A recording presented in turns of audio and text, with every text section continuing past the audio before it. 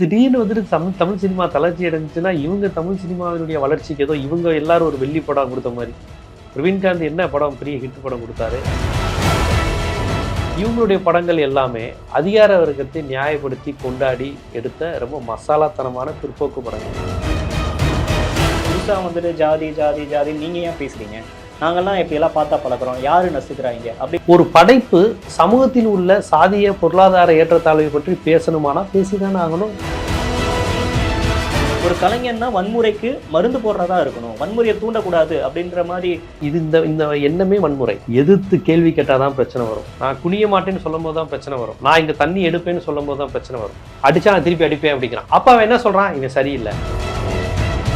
இப்போது மோகன்ஜி போன்றவர்கள் எடுக்கிறாங்க பாருங்க.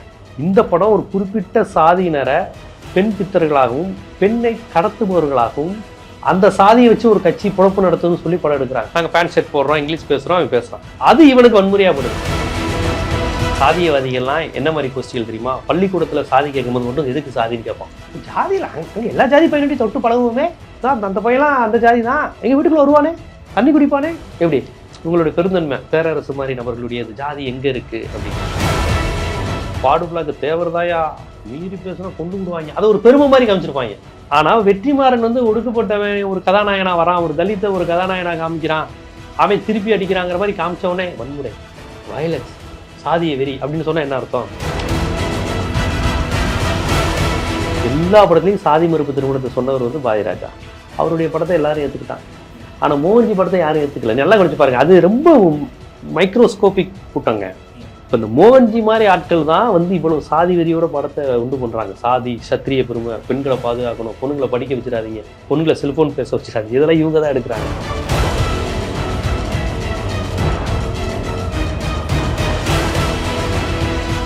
அனைவருக்கும் வணக்கம். இன்றைய சிறப்பு நேர்காணலில் நம்மோடு இணைந்திருக்கிறார் மூத்த பத்திரிகையாளர் ஜீவ சகாப்தன் அவர்கள். வணக்கம். வணக்கம். பா ரஞ்சித் அதுக்கப்புறம் வெற்றிமாறன் அவருடைய வருகைக்கு பிறகுதான் தமிழ் சினிமா வந்து தளர்ச்சி அடைஞ்சிருச்சு அப்படின்ற ஒரு வாதத்தை வந்து இயக்குனர் பேரரசு, அதுக்கப்புறம் அதில் கலந்து கொண்ட சண்டை பயிற்சியாளர் கனல் கண்ணன் எல்லாருமே பேசியிருக்காங்க. அப்படி என்ன தமிழ் சினிமா தளர்ச்சி அடைஞ்சதா நீங்கள் பார்க்குறீங்க? இதில் என்ன அடிப்படையில் ஒரு நகைச்சுவையான விஷயம்னா, இவங்கெல்லாம் இப்போ ஃபீல்டுலேயே இல்லை. இது மாதிரியான பேச்சுக்கள் மூலம் தான் இவங்க இப்போ இருக்கிறாங்கன்னே நமக்கு தெரியும். எனக்கு தெரிஞ்சு பேரரசு சிவகாசி எடுத்து 20 வருஷம் இருக்குமா, பிரவீன்காந்த் என்ன ஜோடி எடுத்து ஒரு 35 வருஷம் இருக்கும், 30 வருஷம் இருக்கும்னு நினைக்கிறேன், 98 நினைக்கிறேன். ஆமாம். இவங்க வந்து திடீர்னு வந்துட்டு தமிழ் சினிமா தளர்ச்சி அடைஞ்சுன்னா இவங்க தமிழ் சினிமாவினுடைய வளர்ச்சிக்கு ஏதோ இவங்க எல்லாரும் ஒரு வெள்ளி படம் கொடுத்த மாதிரி. பிரவீன்காந்த் என்ன படம் பெரிய ஹிட் படம் கொடுத்தாரு. ஜோடி படம் கூட வெற்றி அடையல, பாட்டு தான் ஹிட்டு. பாட்டு நல்லா இருக்கும் ஜோடியில். அது ரஹ்மான் பிராண்டுக்காக. ஆமாம். பூவெல்லாம் கேட்டுப்பார் 2 படம் ஒரே கதை, அப்படியே ஒரே கதையில் இருந்தது. ஜோடியும் பூவெல்லாம் கேட்டுப்பாரும் 2மே ஓடலை படம். ஆனால் 2லேயும் பாட்டு நல்லா இருக்கும். என்ன இப்போ பா ரஞ்சித் வெற்றிமாறனால தமிழ் சினிமா தளர்ச்சி அடைஞ்சிச்சுன்னு இவங்க சொல்கிறாங்கன்னா, அவங்க ஒரு புது ட்ரெண்டை உருவாக்குனாங்க.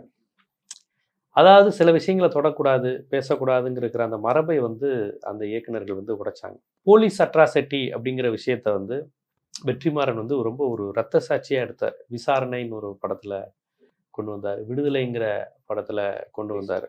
அப்போ தொடர்ச்சியாக வந்து இந்த கஸ்டடி டெத்து, கஸ்டடி வயலன்ஸு, கொட்டடை, சிறை கொட்டடையினுடைய கொடுமைகள், இது குறித்து ரொம்ப ஒரு கண்ணுக்கு முன்னாடி ஒரு ஆவணப்படுத்தின படைப்பாளியாக வெற்றிமாறன் இருக்கிறார். இவங்களுடைய படங்கள் எல்லாமே அதிகார வர்க்கத்தை நியாயப்படுத்தி கொண்டாடி எடுத்த ரொம்ப மசாலாத்தனமான பிற்போக்கு படங்கள். இவங்க படங்கள் எல்லாத்துலேயும் வந்து போலீஸ் என்கவுண்டரை சரின்னு சொல்லுவாங்க, ஒரு ஹீரோ 10 பேர் அடிக்கிறது சரிங்குவாங்க, இந்த பெண்களுக்கான தாலி சென்டிமெண்ட்டு, அப்புறம் ஏதாவது புருஷன் பொண்டாடி அடிக்கிறது சரி, இந்த மாதிரியான பேரரசு இவங்க படங்கள்லாம் பாருங்களேன். பச்சையான ஒரு நிலவுடைமை ஆணாதிக்கத்தை வலியுறுத்துகிற ஒரு திரைப்படங்கள். இவங்களை அறியாமலே இவங்க படங்களை பார்க்கும்போது குற்ற உணர்ச்சி வருது. இப்போ இந்த வெற்றிமாறனுடைய படங்கள், பாரஞ்சித படங்கள், இவங்க நம்மளை தான் சொல்கிறாங்களோ அப்படிங்கிற மாதிரி அவங்க இவங்களை சொல்லல. ஆனால் அந்த படம் பேசுகின்ற சமத்துவம், சமூக நீதி, ஆண் பெண் சமங்கிறது, மாட்டுக்கறி சாப்பிடுவேன்னு சொல்றது, இது எல்லாமே இவங்களுக்கு ஒரு எரிச்சலை தருது இவங்களை அறியாம. அதனாலதான் அப்படியே தங்களுடைய எரிச்சலை காமிச்சுக்கிறாங்க. அது மட்டும் இல்லாம இது என்ன மேடையில பேசியிருக்கிறாங்க, ரஞ்சித்னு ஒரு காணாமல் போன நடிகர் ஒரு படத்தை எடுத்திருக்காரு. அது படம் ரிலீஸ் ஆகுமா என்னன்னு கூட எனக்கு தெரியல. கவுண்டமலை. ஆமா. அதுல இந்த வழக்கம் போல சாதி தூய்மை பேசி நம்ம ஜாதி பொண்ணுங்களை அவன் தூக்கிட்டு போயிடுறான் அப்படிங்கிற அபத்தமான கதை. முதல்ல பெண்களை பாதுகாக்க வேண்டிய பொறுப்பு ஜாதி சங்கங்களுக்கும் அந்த ஜாதியை சேர்ந்த ஆண்களுக்கும் கிடையாது. ஒரு பெண்ணோட வாழ்க்கையை தீர்மானிக்கிற உரிமை யாருக்கு இருக்கு? அந்த பெண்ணுக்கு தான். அந்த பெண்ணுக்கு தான் இருக்கு. நீ யாரு வந்து அந்த பெண்ணோட இது தீர்மானிக்கிற? பொண்ணோ பையனோ நீங்க யார் அதை தீர்மானிக்கிறதுங்கிறேன். நீ இந்த சமூகத்தை சேர்ந்தவன் தான் காதலிக்கணும், இல்ல சொந்த சமூகத்தை சேர்ந்தவன். எனக்கு ரெண்டுலையுமே உடன்பாடு கிடையாது. இந்த பெண்கள் வந்து இவங்கள தான் காதலிக்கணும், இவங்கள அதை பெண் இன்னைக்கு பெண்கள் படிச்சுட்டு வர்றாங்க. இவங்களோட பதப்பதப்பே என்ன தெரியுமா? மாற்று சமூகத்தை சேர்ந்த ஆண்கள் மீது இல்லை, தங்கள் சமூகத்தை சேர்ந்த பெண்கள் மீது. அந்த பெண்கள் படிக்க ஆரம்பிக்கிறாங்க, முற்போக்கா இருக்கிறாங்க. பழைய மாதிரி கிராமத்துக்குள்ள முடங்கலை. ஐடி இதெல்லாம் ஒர்க் பண்ண உடனே அந்த பெண்களுடைய சிந்தனை வாழ்க்கை முறை மாறும்போது பதறி போய்கிட்டு எம்மாமா போனா வாழ்க்கை மோசமாயிருமா, எல்லாம் நீ படிச்சு முன்னேறி பகுத்தறிவு பேசினாலும் கடைசியில் ஜாதி சனம் சடங்கு சம்பிரதாயம் நாங்கள் சொல்ற மாப்பிள்ளை படித்தாலும் பிடிக்காட்டாலும் கல்யாணம் பண்ணிக்கோ அப்படிங்கிற லெவலுக்கு இவங்க வந்துட்டாங்க.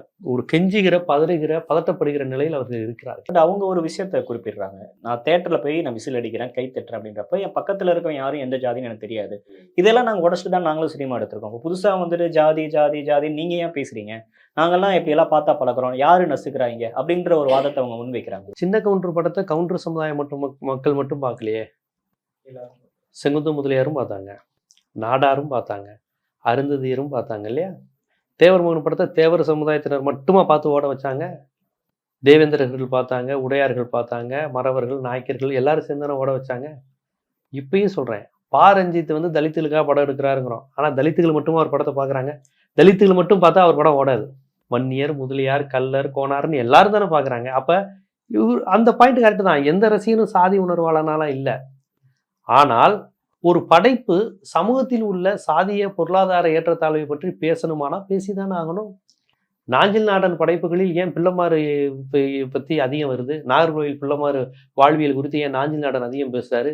கீரா எதற்கு எங்க மக்கள் கோபாலபுரத்து மக்கள் வந்து நாயக்கர்கள் இப்படி வந்தாங்கன்னு கீரா ஏன் பதிவு செய்கிறார்? அப்பெல்லாம் உங்களுக்கு அது ஜாதியா தெரியல. ஏன்னா நான் மீண்டும் மீண்டும் சொல்றேன், இப்ப நானும் அதை சாதியா சொல்லல, கீராவையும் நாஞ்சில் நாடனையும். ஏன்னா தங்களுக்கு தெரிந்த வாழ்வியல அவங்க சொல்றாங்க. எனக்கு தெரிஞ்சது நாகர்கோவில் பிள்ளைமாறு வாழ்க்கை எனக்கு தெரியுங்கிறாரு நாஞ்சில் நாடன். அப்புறம் மும்பை வாழ் தமிழர்களுடைய வாழ்வியல் தெரியுங்கிறாரு. கீராக்கு அந்த நாயக்கர் சமுதாய மக்கள் எப்படி ஆந்திராலேருந்து இங்க வந்தாங்க, ஏன்னா அவர் அந்த நாயக்கர் சமுதாயத்தை சேர்ந்தவர், கி ராஜநாராயணன். ஆமா, அப்ப இந்த ஒரு படைப்பாளிகிட்ட வந்து நீங்க இப்படிலாம் கண்டிஷன் போட முடியாது. ஆனால் அல்டிமேட்டா அந்த படைப்பாளி இந்த சமூகத்துக்கு வன்மத்தை விதைக்கிறானா நல்லிணக்கத்தை விதைக்கிறானாங்கிறது தான். அவங்க சமூகத்துல ஒரு இடத்துல வராங்க. ஆறி போன விஷயங்கள் அல்லது மறக்கப்பட்ட விஷயங்களை வந்து நீங்க மறுபடியும் பேச ஆரம்பிக்கிறீங்க. அப்ப மக்கள்கிட்ட இங்க வந்து ஒரு பிளவு ஏற்படுது. பல விஷயங்கள் நீங்க பேசுறப்ப அவனும் வந்து கோவப்பட ஆரம்பிக்கிறப்ப வன்முறை உருவாகுது. ஒரு கலைஞர்னா வன்முறைக்கு மருந்து போடுறதா இருக்கணும், வன்முறையை தூண்டக்கூடாது அப்படின்ற மாதிரி வாதங்களை முன். இல்ல, பிரச்சனை என்னன்னா, இப்ப சாதி பெருமையுடன் ஒரு படம் வரும்போது வன்முறை வரமாட்டேங்குது. ஆனா சாதி இப்ப ஒடுக்கப்பட்டவன் பார்வையிலிருந்து ஒரு படம் வரும்போது வன்முறை வருதுன்னு சொன்னா இது இந்த எண்ணமே வன்முறை. என்ன பிரச்சனைனா, உங்களுக்கு மேற்கு மண்டலம் இருக்கு பாருங்க, கோவை பொள்ளாச்சி நாமக்கல் பகுதியில் சாதி கலவரம் அதிகம் வராது. அங்கதான் சாதி உணர்வு அதிகம் இருக்கிறதா சொல்லுவாங்க. ஆனா அங்க சாதி கலவரம் வராது. நாமக்கல் கோபிச்செட்டிப்பாளையம் காங்கேயம்லாம் சாதி உணர்வு இருக்கும், ஆனா சாதி கலவரம் வராது. என்ன காரணம்னா, அங்க உள்ள கவுண்டர் சமுதாய மக்களுக்கும் அருந்ததி மக்களுக்கும் பிரச்சனையே வராது. எதிர்த்து கேள்வி கேட்டாதான் பிரச்சனை வரும். நான் குனிய மாட்டேன்னு சொல்லும் போதுதான் பிரச்சனை வரும். செருப்பு போடுவேன்னு சொல்லும் போதுதான் பிரச்சனை வரும். நான் இங்க தண்ணி எடுப்பேன்னு சொல்லும் போதுதான் பிரச்சனை வரும். இப்போ உங்களுக்கு வந்து என்ன பிரச்சனைனா, தான் சொல்ற மாதிரி ஒருத்தன் கேட்டுக்கிட்டானா அவங்களுக்கு பிரச்சனை கிடையாது. ஏன் தென் தமிழகத்துல சாதி கலவரம் அதிகம் வருது? அங்க உள்ள 2 சமூகங்களும் வந்து எப்படி அடிச்சா நான் திருப்பி அடிப்பேன் அப்படிங்கிறான். அப்ப அவன் என்ன சொல்றான், இவன் சரியில்லை, அங்க உள்ள அருந்ததிகள் மாதிரி இல்லை அப்படிங்கிற மாதிரியான ஒரு உணர்வு. ஏன் தென் மாவட்டத்துல அதிகம் வருது காரணம் அதுதான். இவன் அடிச்சா திருப்பி அடிப்பான் அங்க உள்ள தேவேந்திரர்கள். அதனாலதான் அடிக்கடி தென் மாவட்டனாலே சாதி கலவரம்னு சொல்றாங்க. எல்லா மாவட்டத்திலையும் சாதி உணர்வு இருக்கு, தென் மாவட்டத்துல மட்டும் ஏன் பத்தி எரியுது? ஏன்னா இங்க ஒடுக்கப்பட்டவன் ஒடுக்கப்பட்டு திருப்பி திமிரி எழுதுறான், அடிப்பேங்கிறான். நீ அடிச்சா நான் அடிப்பேன் அப்படிங்கிறான், எனக்கும் லேண்ட் இருக்கு அப்படிங்கிறான். ஸோ இதை நான் ஏன் உதாரணமா சொல்றேன்னா, இப்ப இதை சாதிய வன்முறைங்கிறோம். எப்ப அடங்கி போறப்ப அது சமூக நல்லிணக்கம், திமிரி எழுறப்ப அது சாதிய வன்முறையாகுது. இது ஒரு எக்ஸாம்பிள் படம் மூலியமா வச்சு சொல்லுங்க, சினிமா வச்சு ஒரு எக்ஸாம்பிளா சொல்லுங்க. இது எப்பவெல்லாம் மக்கள் கேள்வி கேட்கல, இப்ப ஏன் இவங்க கேள்வி கேட்கறாங்க அப்படின்றது ஒரு எக்ஸாம்பிள் பண்ணல. இது வரைக்கும் நீங்கள் சாதி பெருமையுடன் பல படங்கள் வந்துச்சுல, சாதி பேரை சொல்லியே படங்கள்லாம் வந்தது. அப்ப அதை எல்லா மக்களும் ஏத்துக்கிட்டாங்களா? அதை வந்து சமூகத்தின் இயல்பாகவும், ஒரு ஒடுக்கப்பட்ட வந்து நான் கால் மேல கால் போடுவேங்கிறதும் நாங்கள் திமிரி வருவோங்கிறதும், அவனுடைய வாழ்வியலான என்னுடைய உணவு பழக்கவழக்கமான மாட்டு இறைச்சியை சாப்பிட்டுன்னு சொல்லும் போது உனக்கு அது அந்நியமாகவும் ஒரு புதுசாகவும் படுது. அவன் இத்தனை காலமா மாட்டு இறைச்சி சாப்பிட்டுக்கிட்டு தான் இருந்திருக்கிறான் அவன் வீட்டுல. ஆனா பொது சமூகத்துல தன்னை தெரிவிக்காம இருந்திருக்கான் படங்கள்ல. ஒரு ஹீரோ வந்து ஆட்டுக்கறி கோழிக்கறி வரையும் சாப்பிடுவாரு, மாட்டுக்கறி சாப்பிட்ற மாதிரி ஹீரோக்கள் ரொம்ப குறைவு. இப்ப அந்த தன்மையெல்லாம் உடைச்சிட்டு வராங்கல்ல, மாடு சாப்பிட்றோம் பன்னி சாப்பிட்றோங்கிற மாதிரி ஹைராக்கியை உடைக்கிறதா பிரச்சனையா இருந்திருக்கு. ஆமா, இப்ப உடனே இவங்க எல்லாம் பதறாங்க. நான் இன்னும் சொல்லவா, சின்ன கவுண்டர் படத்தை யாருமே சாதிய படமா பார்க்கல. அந்த படத்துல அந்த பாட்டை தவிர்த்து சாதி பெருமையெல்லாம் அந்த படத்துல பெருசா இருக்காது. அந்த சின்ன கவுண்டர் குடும்பம் அப்படி இப்படிங்கிற இருப்பாங்களே ஒழிய எந்த ஒரு குறிப்பிட்ட சமூகத்தையும் தாக்கி அந்த படத்துல வராது. தேவர் மகன்லையும் ஒரே சாதிக்கான பங்காளி சண்டை தான். ஆனால் இப்போது மோகன்ஜி போன்றவர்கள் எடுக்கிறாங்க பாருங்க, இந்த படம் ஒரு குறிப்பிட்ட சாதியினரை பெண் பித்தர்களாகவும் பெண்ணை கடத்துபவர்களாகவும் பெண்ணை கடத்தி வைத்து பணம் கேட்குறாங்க, ஒரு குறிப்பிட்ட சாதியின் இயல்புன்னும் அந்த சாதியை வச்சு ஒரு கட்சி பொழப்பு நடத்துன்னு சொல்லி படம் எடுக்கிறாங்க. இதுவரை எடுத்த இடைநிலை சாதிகள் திரைப்படங்கள் எதுவும் இப்படி சொல்லல. கவுண்டர் வீட்டு வயலு அப்படின்னு சத்யராஜ் பாட்டு பாட்டு போயிடுவார். பொண்ணுமணியில கார்த்திகை எல்லாம் கவுண்டர் வர அவ்வளவுதான். அதை இப்ப இவங்க கேள்வி கேட்கறாங்க. இத்தனை ஆண்டு காலமா அவங்களுக்கு சொல்லிக்க ஒரு ஜாதி, ஒரு நிலம், ஒரு பெருமன் இருந்தது. நாங்க உங்க நிலத்துல வேலை பார்த்தவன், இப்ப நாங்க படிச்சிட்டோம். எங்க அப்பா வேலை பார்த்தவன், நான் படிச்சுட்டு வந்துட்டேன், இங்கிலீஷ் பேசுறேன். இப்ப என்னால நான் அந்த அடிமை முறையே கொண்டாட முடியாது. நாங்க தலை நிமிர்ந்து நிக்கிறோம், நாங்க பேண்ட் ஷர்ட் போடுறோம், இங்கிலீஷ் பேசுறோம், அவன் பேசுறான். அது இவனுக்கு வன்முறையாப்படுது. இது வந்து காலமாற்றத்துல வர்றதுதான், உடைச்சுக்கிட்டு வர்றான். அது வந்து இவனுக்கு எரிச்சலா இருக்கு. இப்ப அவங்க ஒரு ஒரு வார்த்தை பயன்படுத்துறாரு பேரரசு பேசுறப்ப, இங்க சமூகத்துல இல்லாத ஜாதியை வச்சு நீங்க வியாபாரம் பண்றதுக்காக தான் இதை நீங்க கொண்டு வரீங்க, படத்துல வந்து கொண்டு வரீங்க அப்படின்ற ஒரு இதை இது பண்றாங்கல்ல. பட் இன்னும் அந்த அளவுக்கான ஒரு வீரியம் வந்து நம்ம பல செய்திகள், வேங்கவேல் விவகாரம், இது எல்லாமே நம்மளுக்கு எல்லாம் தெரியுது. நாங்குநேரி அந்த மாணவர் வெட்டப்பட்ட விவகாரம், இப்ப அந்த பையன் வந்து நல்ல மார்க் எடுத்து எல்லாரும் கொண்டாடுறோம்ல. ஆனா இந்த மாதிரி எல்லாம் நீங்க அந்த பிசினஸ்க்காக நீங்க அந்த ஜாதியை பயன்படுத்துறீங்க அப்படின்ற ஒரு இதை தொடர்ந்து அது வந்து ரொம்ப ஒரு என்ன சொல்றது, ரொம்ப தட்டையான வாதத்தை வைக்கிறாரு. சமூகத்திலையும் சாதி இருக்கு, சினிமாக்குள்ளேயும் சாதி இருக்கு, வியாபாரத்திலையும் சாதி இருக்கு, குடும்பத்துக்குள்ளேயும் சாதி இருக்கு, கற்ற தாலியில சாதி இருக்கு, சடங்குல சாதி இருக்கு. ஆனா இந்த சாதியவாதிகள்லாம் என்ன மாதிரி கோஷ்டிகள் தெரியுமா? பள்ளிக்கூடத்துல சாதி கேட்கும்போது மட்டும் எதுக்கு சாதின்னு கேட்பான். வீட்டுல ஒரு குழந்தை பிறக்கும், எங்க சாதி வழக்கப்படி குழந்தை பிறந்துட்டா 30 நாளைக்கு யாரும் பார்க்க விட மாட்டாங்க. எங்க ஜாதி பொண்ணுங்கெல்லாம் ஈவினிங் 6 மணிக்கு மேலே வெளியே வந்தா எங்க வீட்டுல வெட்டி கொன்றுவாங்க. எங்க ஜாதி வழக்கப்படி புரட்டாசி மாசம் கரிமீன் சாப்பிட மாட்டாங்க. எங்க ஜாதி வழக்கப்படி நாங்க இந்த சாமியை கும்பிட மாட்டோம். தாலி எங்க இதுல இப்படி கட்டுவாங்க அப்படின்னு எல்லா இடத்துலையும் ஜாதியை வச்சுக்கிட்டு, ஜாதியை பார்த்து கல்யாணம் பண்ணிட்டு, அமெரிக்காவில் போய் படித்தாலும் உட்சாதியோட மேட்ரிமோனியில் பார்த்து கல்யாணம் பண்ணிக்கிட்டு, பள்ளிக்கூடத்துலையும் கல்லூரிகள்லையும் இடஒதுக்கீடுக்காக சாதி கேட்கும்போது மட்டும் சாதியெல்லாம் இப்போ எங்கெங்க இருக்கு? ஜாதியில் அங்கே எல்லா ஜாதி பையன்கிட்டையும் தொட்டு பழகுவோமே, தான் அந்த பையன்லாம் அந்த ஜாதி தான், எங்கள் வீட்டுக்குள்ள வருவானே, தண்ணி குடிப்பானே, எப்படி உங்களுடைய பெருந்தன்மை. ஸோ இந்த மாதிரி பேசுகிற நபர்களுடைய வெளிப்பாடு தான் அந்த பேரரசு மாதிரி நபர்களுடைய ஜாதி எங்கே இருக்கு அப்படிங்கிறது.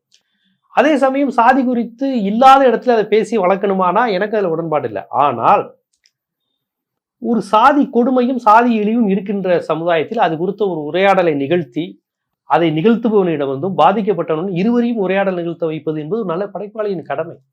பரியேறும் பெருமாள்ல எனக்கு அந்த கடைசி கிளைமாக்ஸ் எனக்கு பிடிக்கும். அசுரன்ல சொல்லுவாங்கல்ல, படிடா, படிச்சுட்டு அவன் செஞ்ச தப்பு நீ பண்ணாத, அவனையும் படிக்க வை, அவனும் நம்ம பையதான், அவனும் தமிழன் தான், நீயும் தமிழன் தான், அவன் முட்டா பைய ஜாதியை பிடிச்சிட்டு இருக்கான்னு நீயும் நாளைக்கு வந்ததுக்கு அப்புறம் நானும் அந்த ஜாதின்னு சொல்லுவான். படிப்பு தான்டா ஆயுதம், நிலம் இதெல்லாத்தையும் பறிச்சுப்பானுங்க, படிப்பு தான் நமக்கு ஆயுதம். அது நல்ல வசனம். வெற்றிமாறன் நீங்க எங்க தூண்டி விடுறாரு? ஒற்றுமையா இருந்துன்னு சொல்றாரு எல்லா சமூகத்தையும். என்னோட நினைவு சரியா இருந்தா அந்த கர்ணன் ஒரு படம் வந்துச்சுல்ல, கொடியங்குளம் விவகாரம்னு நினைக்கிறேன். அந்த படம் அதை தான் அந்த கதை பேசிட்டு, அந்த சம்பவம் அந்த படம் ரிலீஸ் ஆனப்ப அங்கெல்லாம் வந்து ஒரு பிரச்சனை உருவாயிரும், நீங்க வந்து ஏன் அமைதியா இருக்க பிரச்சனத்தை மீண்டும் வந்து ஏன் மாரி செல்வராஜ் எடுத்தாரு அப்படின்ற மாதிரியான ஒரு விஷயம் பரவப்பட்டுச்சு. அப்படிப்பட்ட சூழ்நிலை ஏன் இன்னும் அதை தொடரணும்? நம்ம பழசெல்லாம் கடந்து வந்துடலாம். இப்பதான் எல்லாரும் கொஞ்சம் வெளியே வரும், ஜாதியில இருந்து வெளியே வரோம்ல, மீண்டும் அந்த விவகாரத்தை ஏன் நம்ம பேச ஆரம்பிக்கணும்? அதாவதுங்க, இத்தனை ஆண்டு காலமா நீ வந்து வரலாறுங்கிறது ஒரு தரப்பினர் சொல்லிக்கிட்டு இருந்தாங்க, ஒரு தரப்பினர் பேசிக்கிட்டு இருந்தாங்க. இப்ப அவன் இவ்வளவு காலமா வந்து ஒரு பல்லர்களுக்குன்னு இதுவரை எத்தனை திரைப்படம் வந்திருக்கு? பல்லர்களை ரெப்ரசன்ட் பண்ணி இது எங்க பல்லர் வாழ்வியல் அப்படின்னு கிடையாது. பறையர்களுக்குன்னு எத்தனை திரைப்படம் வந்திருக்கு? அருந்ததியர்களுக்கு எத்தனை திரைப்படம் வந்திருக்கு? ஆனா இவர்களுடன் ஒப்பிடும்போது ஒரு தேவர் சமூகத்துக்கு எத்தனை திரைப்படம் வந்திருக்கு?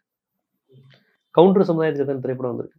வன்னியர் சமுதாயத்துக்கு குறைவு தான், இருந்தாலும் ஒரு 5-6 படம் வந்து. அதாவது நான் வந்து ஜாதி வெறின்னு சொல்ல, அந்த வாழ்வியலை பசும்பொன்னு ஒரு திரைப்படம், ரொம்ப நல்ல படம். அது மறவர் சாதி படம் தான் அது. ஆனா மறவர் சாதியினுடைய விதவை மறுமணம் போன்ற விஷயங்களை வாழ்வியல பாரதிராஜா எடுத்திருப்பாரு. அந்த சமூக வாழ்வியல எடுக்கிறாங்களே, அந்த சாதி பெருமைங்கிறது செகண்டரி. அந்த சாதி வாழ்வியல் ராமநாதபுரம் மறவர்கள் எப்படி இருக்கிறாங்கன்னு ஒரு வாழ்வியல் அவன் எடுத்திருக்கிறான். கருத்தம்மா பிறமலை கல்லர் சமுதாயத்துல அந்த பெண் குழந்தைகளை கொலை செய்யற தன் சொந்த சாதியினர் செய்யற தப்ப கண்டிச்சு பாரதிராஜா படம் எடுத்தார்.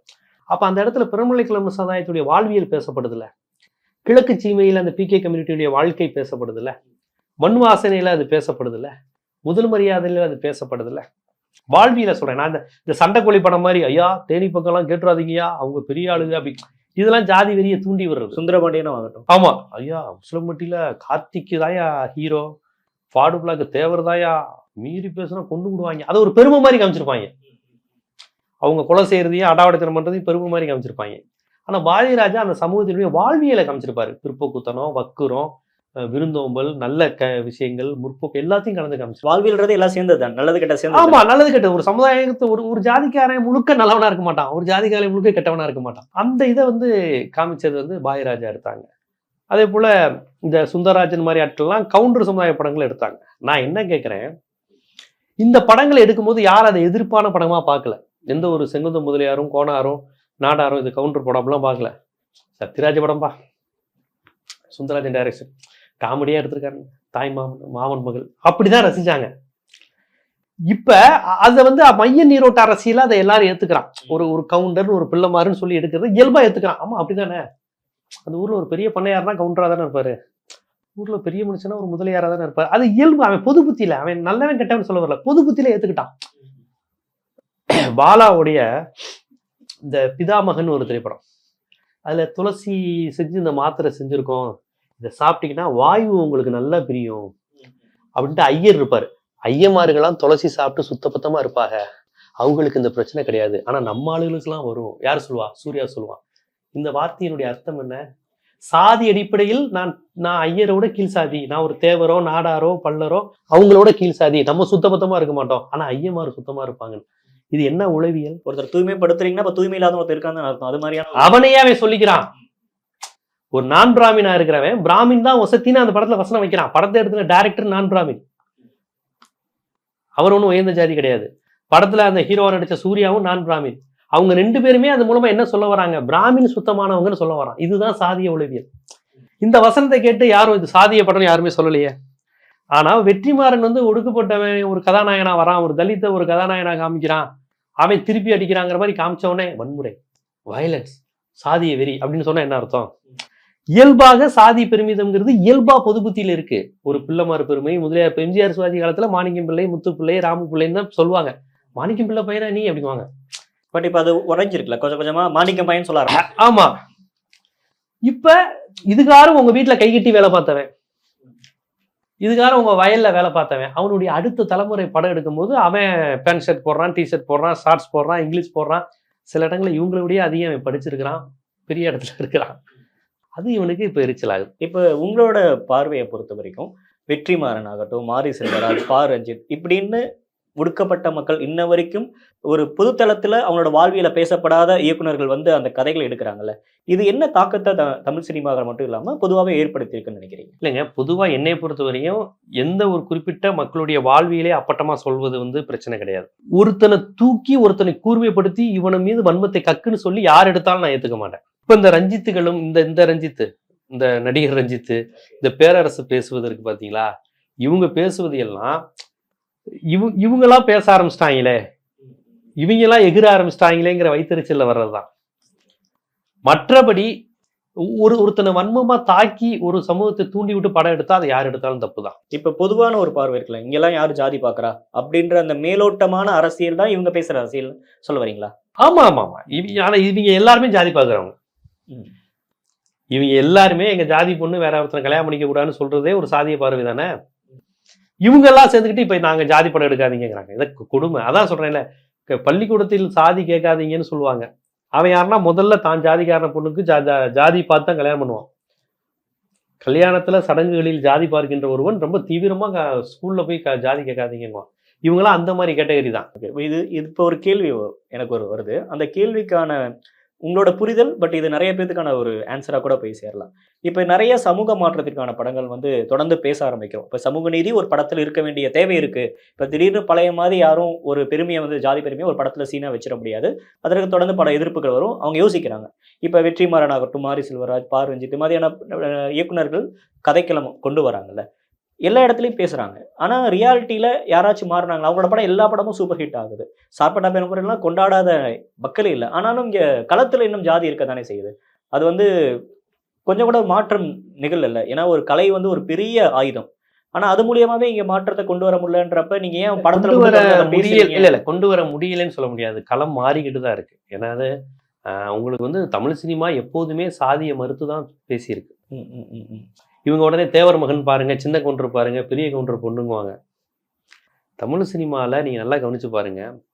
தொடக்கத்துல இருந்தே சாதி தப்புன்னு சொல்றவன் தான் ஹீரோ. சாதியை பெருமையா சொல்றவன் ஹீரோவா இருக்க மாட்டான் தமிழ் சினிமால. யோசிச்சு பாருங்க. நான் இந்த ஜாதிடா அந்த ஜாதிடா சொல்றவன் வில்லனா தான் இருப்பான். தேவர் மகன்ல கூட தேவ மவன்டா அப்படின்னு சொல்றது கமலஹாசன் கிடையாது. நாசர் தான் சொல்லுவான். கவனிச்சு பாருங்க. வா தேவ மவனே வா, மறவன்டா அப்படின்னு சொல்றது யாரு? நாசர் தான் சொல்லுவான். பட் அந்த பாட்டு கமலஹாசன் வந்து போய் பிள்ளைக்குட்டியில படிக்க வைங்கன்னு தான் சொல்லுவான். பட் அந்த பாட்டு ஒரு அந்த விதமான பாட்டு அது ஒரு பெரிய மார்க்கெட் ராமநாதபுரத்துல. கமலஹாசனுக்கு எப்பெல்லாம் ஃபீல்ட் அவுட் ஆகுதோ அப்பெல்லாம் ராமநாதபுரம் அந்த சைடுக்கு போய் படம் பிரம்மாண்டி தேவர் மகன் எடுக்க ஆரம்பிச்சிருவாரு. பட் அது ஏன்னா ஐயங்கார் மகன் எடுத்தா ஓடாதுன்னு அவருக்கு தெரியும். பட் அது மாதிரியான ஒரு இது இருக்கிறப்ப தானே அது விமர்சனமாவும் வருது. நீங்க வந்து பேசுறீங்க, பட் அதே நீங்க தேவர் காலடி மகன் வைக்கிறீங்க. அதுதான் படத்துக்கான மார்க்கெட்டே. உங்களுக்கு வந்து அதெல்லாம் பிளான் பண்ணி பண்ணதுதான். கமலஹாசனுக்கு தெரியாது இல்ல. ராமநாதபுரத்துல அந்த மறவர்கள் அந்த ஒரு சாதி பெருமையோட, ஏன்னா இவருக்கு இப்ப பிராமின் நான் ஒரு பிராமின் மகன் வச்சா தமிழ்நாட்டுல ஓடாதுல்ல. ஐயங்கார் மகன் அப்படின்னு வச்சா படம் ஓடுமா? ஓடாது. அப்ப கவுண்டர் மகன் தேவர் மகன் வச்சாதான் ஓடும். அதான் பெரும்பான்மை சாதி. அது வந்து கண்டிப்பா சினிமாக்காரங்க மார்க்கெட்டுக்கு. இந்த மார்வாடி ப்ரொடியூசர் விநியோகஸ்தர் எல்லாம் பல பேர் சேர்ந்துக்கிட்டு தொடர்ந்து மதுரையை வச்சே படம் எடுத்தாங்கல்ல. நானும் மதுரைக்காரன் தான்டா. நீ சம்பந்தமே இருக்காது. விஷாலுக்கும் மதுரைக்கு என்ன சம்பந்தம்? லிங்குசாமிக்கும் மதுரைக்கு என்ன சம்பந்தம்? அது ஒரு பேட்டர்ன் அப்ப வந்துட்டே இருந்துச்சு. பேட்டர்ன் மதுரைங்கிறது மதுரையினோட தேவர் கம்யூனிட்டி தானே அப்படிங்கிறது அது ஒரு மார்க்கெட் ஆச்சு. நம்ம சினிமாவுக்கு பொறுத்தவரை ஒரு விஷயம் மார்க்கெட் ஆச்சுன்னா அப்படி தொடர்ந்து எடுப்பானுங்க.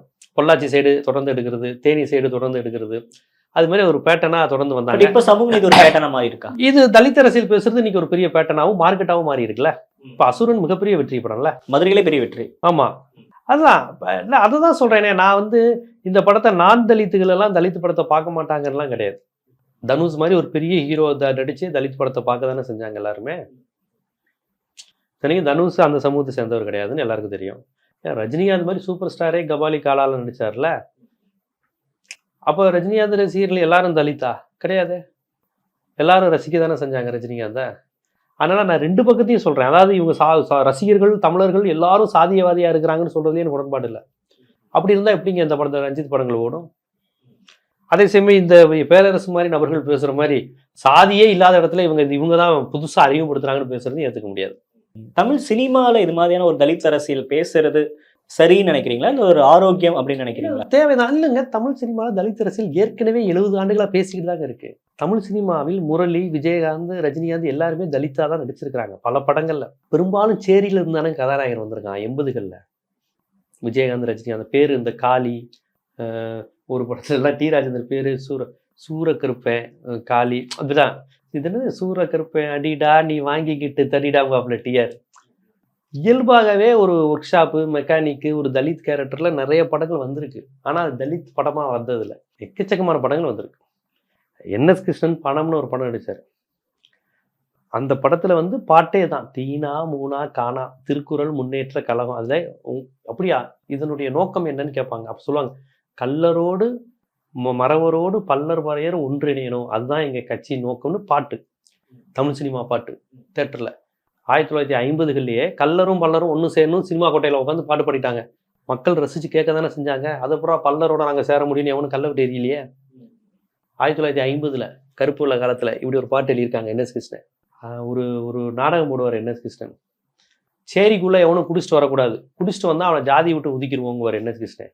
ஐயா நம்ம தான் இருக்கிறதுலே கீழ் ஜாதி சேரியில் இருக்கிறோம், நம்ம யாரை ஒதுக்கணும்? குடியார பயிலெல்லாம் ஏரியா பக்கம் போட்டோம், மேல் ஜாதிக்காரன் ஆகட்டும், ஒழுக்கமா இருக்க மட்டும் தான் சேரியில இருக்கணுங்குவாரு. இதெல்லாம் இப்போ 1948 50களில் என்எஸ் கிருஷ்ணனுடைய ஒரு புரட்சி அப்பையிலேருந்தே ஏற்படுத்தி அதோட நீட்சி தான் ரஞ்சித் மாரி செல்வராஜ். கண்டிப்பா அவங்க தோல்மையில இருந்து தான் அவங்க பாக்குறாங்க. ஏங்க எவ்வளவு திரைப்படம் சொல்ல முடியும்? உங்களுக்கு தர்மதுரை ரஜினிகாந்த் படம். ரஜினிகாந்தோடைய பையனை வந்து ஒரு நாவிதர் பொண்ணுக்கு தானே கல்யாணம் பண்ணி கொடுப்பாரு. தர்மதுரைன்னு ஒரு ரஜினிகாந்த் படம். சந்தைக்கு வந்த கீழ் படம் இளையராஜா மாசி மாசம் பயங்கர ஃபேமஸான அந்த படத்துல முதல் ஒரு 1/4 மணி நேரம் பாருங்க எனக்காண்டி. ஒரு நாவிதர் பையனுக்கு ரஜினிகாந்த் பொண்ணை கொடுப்பாங்க. ரஜினிகாந்த் பையனா நிழல் ரவி, ரஜினிகாந்த் தம்பி. ஃபர்ஸ்ட் சீனே அந்த ஒரு சாதி மறுப்பு திருமணத்தை தான் ரஜினிகாந்த் செஞ்சு வைப்பாரு. அப்ப ரொம்ப இயல்பா சாதி மறுப்பு திருமணத்தை செய்ய வைக்கக்கூடிய கேரக்டர் வந்து படத்துல வந்திருக்கு. இறுதியா ஒரு கேள்வி. இப்போ வந்து தமிழ் சினிமாவில் 2 வகையா ஒரு ஒரு ரோல் வருது இல்லையா? இப்போ எகென்ஸ்டா வந்து சமூக நீதி பேசுறவங்க, தலித் அரசியல் பேசுறவங்க, இவங்க எல்லாமே இன்ன வரைக்கும் நீங்க எங்களை வந்து அடிமைப்படுத்தி வச்சிருந்தீங்க அப்படின்னு ஒரு பேட்டர்ன்ல தொடர்ந்து பேச ஆரம்பிக்கிறாங்க. இன்னொரு பக்கம் வந்து இதெல்லாம் தப்பு அப்படின்ட்டு ஒரு குறைவான எண்ணிக்கையில தான் இப்போ மோகன்ஜி அவர்களாகட்டும் இது மாதிரியானவங்களாம் பேச ஆரம்பிக்கிறாங்களே, இது எந்த அளவுக்கான ஆரோக்கியம்னு நினைக்கிறீங்க?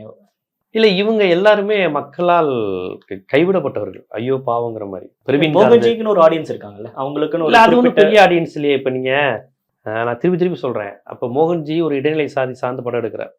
பாயராஜாவினுடைய திரைப்படத்தையும் நீங்க இடைநிலை சாதின்னு சொல்லலாம். ஆனா பாயராஜாவினுடைய திரைப்படங்கள் வந்து முழுக்க முழுக்க சாதி மறுப்பை பேசுச்சு. அவருடைய எல்லா படத்துலையும் சாதியா காதலான காதல் தான் பெருசுங்குவார். அலைகள் ஓய்வுதலே பூணல் அத்துருவாரு, சிலுவை அத்து விட்டுருவாரு.